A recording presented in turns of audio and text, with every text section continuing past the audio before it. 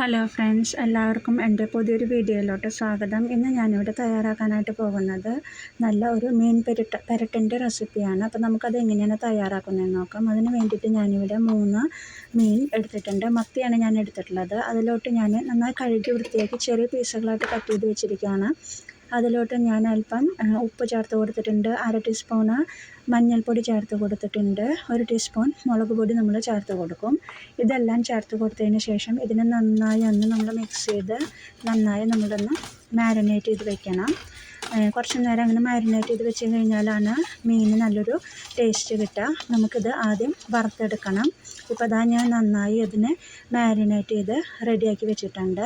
ഇനി നമുക്ക് വറുത്തെടുക്കുന്നതിന് വേണ്ടിയിട്ട് ഞാനൊരു പാൻ വെച്ച് കൊടുക്കണം. പാൻ നന്നായി ചൂടായി വരുമ്പോൾ നമുക്ക് അതിലോട്ട് ആവശ്യത്തിനുള്ള ഓയിൽ ഒഴിച്ച് കൊടുക്കാം. ഇനി നമുക്ക് ഓയിലെല്ലാം ചൂടായിട്ട് വരുമ്പോൾ നമ്മൾ മാരിനേറ്റ് ചെയ്ത് വെച്ചിട്ടുള്ള നമ്മുടെ മീൻ കഷ്ണങ്ങൾ ഓരോന്നായിട്ട് നമുക്ക് ഈ പാനിലോട്ട് ചേർത്ത് കൊടുക്കാം. അത് ചേർത്ത് നന്നായി ഒന്ന് നമുക്ക് വറുത്തെടുക്കാനായിട്ടുണ്ട്.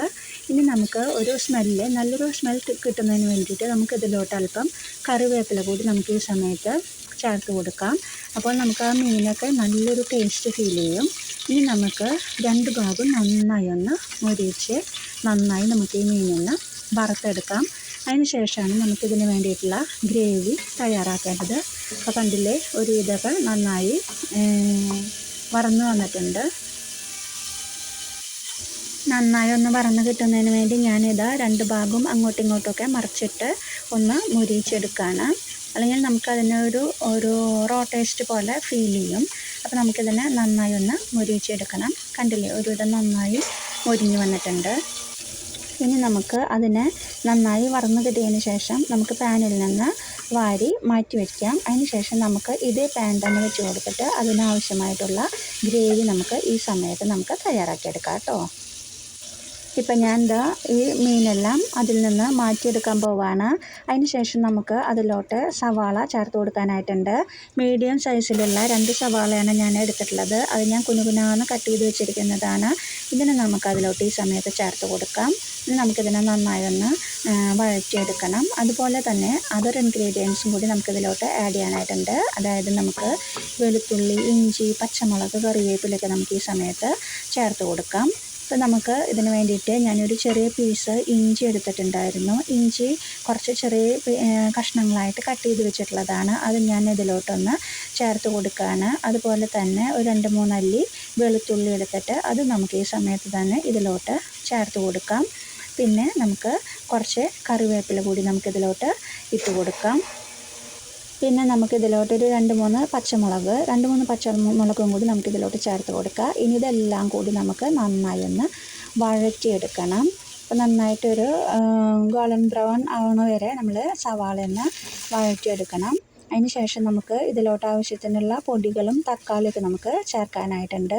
ഇപ്പോൾ ഇതാ നമ്മുടെ സവാളയ്ക്ക് ഒരുവിധം നന്നായി വഴന്ന് വന്നിട്ടുണ്ട്. അതിലോട്ട് ഞാൻ ഏകദേശം ഒരു 1/2 ടീസ്പൂണോളം മഞ്ഞൾപ്പൊടിയും 1/4 ടീസ്പൂണോളം മുളക് പൊടിയും ഒരു 3 ടീസ്പൂണോളം മല്ലിപ്പൊടിയാണ് ഞാനിതിലോട്ട് ചേർക്കുന്നത്. ഇതെല്ലാം ചേർത്ത് കൊടുത്തതിന് ശേഷം നമുക്കിതിനെ നന്നായി ഒന്ന് വീണ്ടും വഴറ്റിയെടുക്കണം. ആ പൊടികളുടെ എല്ലാം റോ ടേസ്റ്റ് പോകുന്നോടം വരെ നമ്മൾ ഇതിനെ നന്നായി ഒന്ന് മൊരിച്ചെടുക്കാം കേട്ടോ. നമ്മുടെ പൊടികളുടെ എല്ലാം റോ ടേസ്റ്റ് നന്നായി ഒന്ന് പോയി കിട്ടണം. എങ്കിൽ മാത്രമാണ് കറിക്ക് ആ ഒരു ടേസ്റ്റ് കിട്ടുള്ളൂ. പൊടികൾക്കൊക്കെ ഒരു റോ ടേസ്റ്റ് ഉണ്ടായിരിക്കും. അത് നന്നായി ഒന്ന് പോകാൻ വേണ്ടിയിട്ട് നമുക്കതിനെ നന്നായി ഒന്ന് മൂപ്പിച്ച് നന്നായിട്ടൊന്ന് മൊരിച്ചെടുക്കാനായിട്ടുണ്ട്. ഇപ്പോൾ അതാ കണ്ടില്ലേ, എല്ലാം നന്നായിട്ട് സെറ്റായി വന്നിട്ടുണ്ട്. ഇനി നമുക്കിതിലോട്ടൊരു 1/2 ടൊമാറ്റോ ആണ് ഞാൻ എടുത്തിട്ടുള്ളത്. അതും കൂടി നമുക്ക് നന്നായി ഒന്ന് വഴറ്റിയെടുക്കാം.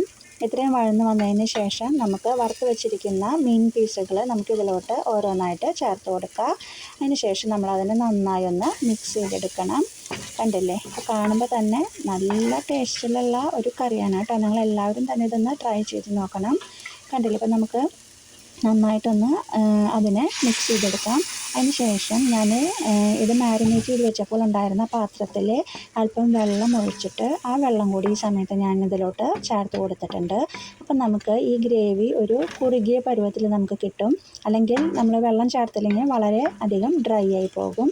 അപ്പോൾ അതാ ഞാൻ വെള്ളം കൂടി ചേർത്ത് കൊടുത്തതിന് ശേഷം നമുക്ക് അതിനെല്ലാം ഒരുവിധം വറ്റിച്ചെടുത്ത് ഒരു കുറുകിയ പരുവത്തിൽ നമുക്കിതിനെ തയ്യാറാക്കിയെടുക്കാം. ഇത് നമുക്കിപ്പോൾ സെറ്റായിട്ട് വരുന്നുണ്ട്, കണ്ടില്ലേ?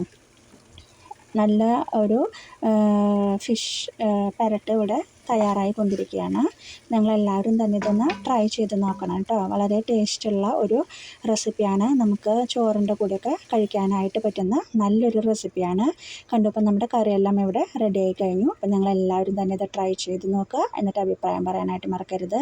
അപ്പോൾ നമുക്ക് അടിപൊളിയായിട്ടുള്ള മറ്റൊരു വീഡിയോ ആയിട്ട് വീണ്ടും വരാം. അതുവരേക്ക് നിങ്ങൾക്കെല്ലാവർക്കും നന്ദി, നമസ്കാരം. Okay, bye.